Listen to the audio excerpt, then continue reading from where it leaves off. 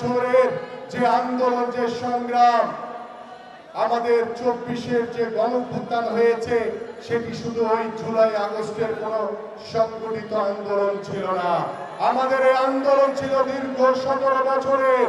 সেই আন্দোলনের সংগ্রামের নেতৃত্ব দিয়েছেন আমাদের বিএনপির ভারপ্রাপ্ত চেয়ারম্যান জনাব তারেক রহমান এবং আমাদের নেতার আন্দোলনের সফলতা হিসেবে আমরা 24-এর গণঅভ্যুত্থান, জুলাইয়ে আমাদের এক দফা দাবি ছিল স্বৈরাচার শেখ হাসিনার পতনের দাবি। সেই দাবিতে বাংলাদেশের ছাত্র জনতা আজকে যে স্বৈরাচার মুক্ত হয়েছি, সেই ছাত্র জনতার গণঅভ্যুত্থানে আমরা 5ই আগস্ট স্বৈরাচার শেখ হাসিনা মুক্ত হয়েছি। আমরা স্বৈরাচার শেখ হাসিনা মুক্ত হয়েছে ঠিকই, কিন্তু পরিপূর্ণভাবে স্বৈরাচার মুক্ত হতে পারিনি এখনো। আমরা গণতন্ত্রের দ্বার প্রান্তে পৌঁছেছি, কিন্তু পরিপূর্ণভাবে এখন পর্যন্ত গণতন্ত্র প্রতিষ্ঠিত করতে পারিনি। আমাদের গত 17 বছরের যে আন্দোলন, যে সংগ্রাম, শহীদ পরিবারের যে আত্মত্যাগ, সেটা কখনোই বৃথা যেতে পারে না। আমরা 5ই আগস্টের পরে যে অন্তর্বর্তীকালীন সরকারকে আমরা সমর্থন দিয়েছি, এদেশের সাধারণ মানুষ সমর্থন দিয়েছে, সেই অন্তর্বর্তীকালীন সরকারের ভিতরে কিছু নতুন দল আল বছর বাহিনী ঢুকে আবার ফ্যাসিবাদকে উস্কে দেওয়ার চেষ্টা করছে। আমরা দৃঢ়ভাবে বলতে চাই, সবার আগে বাংলাদেশ এবং বাংলাদেশের জনগণ যে সিদ্ধান্ত নিবে, বাংলাদেশ ঠিক সেইভাবে চলবে।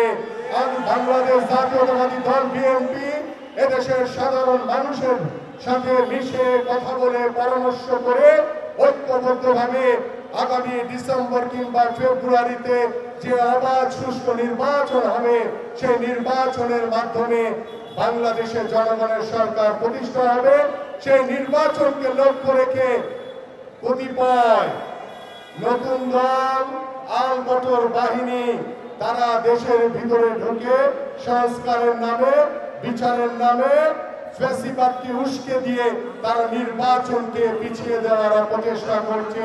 আমরা খুব দৃঢ়ভাবে বলতে চাই, কোন ষড়যন্ত্রকে আর সফল হতে দেব না।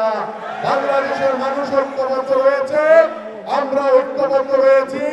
বাংলাদেশ সাধারণ মানুষকে সাথে নিয়ে আমরা ঐক্যবদ্ধভাবে বিএনপির ভারপ্রাপ্ত চেয়ারম্যান জনাব তারেক রহমানের নেতৃত্বে একটি অবাধ সুষ্ঠু নির্বাচনের মাধ্যমে বাংলাদেশের জনগণের সরকার প্রতিষ্ঠা হবে এবং সেই জনগণের সরকার 24-এর গণঅভ্যুত্থানের বীর শহীদদের স্মরণে তাদেরকে রাষ্ট্রীয় মর্যাদা দেওয়া হবে, তাদেরকে রাষ্ট্রীয় খেতাব প্রদান করা হবে।